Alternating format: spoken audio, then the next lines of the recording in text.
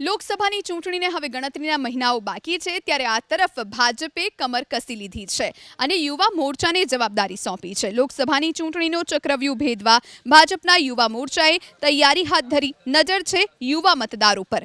ગુજરાતમાં યુવા મતદારોની સંખ્યા 40 લાખ છે। એવામાં 5 લાખની લીડ મેળવવામાં સરળતા રહે તે માટે ભાજપે યુવાઓને રીઝવવાની જવાબદારી યુવા મોરચાને આપી।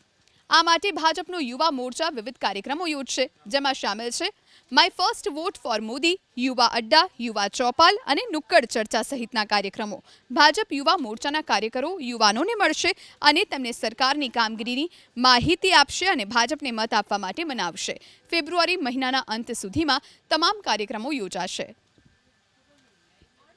40 લાખ મતદારો જે યુવાનો છે એને સંપર્ક કરી એને ક્યાંક ને ક્યાંક પાર્ટી સાથે જોડી, મોરચા સાથે જોડી આગામી સમયમાં યુવા નુક્કડ સભા, યુવા ચોપાલ, યુવા અડ્ડા આ પ્રકારના કાર્યક્રમોનું આયોજન કરશું કે જેમાં 15થી 20 યુવાનોની સાથે યુવા મોરચાના કાર્યકર્તાઓ વાતચીત કરે, એમના વિચારો જાણે, પાર્ટી પ્રત્યે એમની શું અપેક્ષા છે એ જાણે।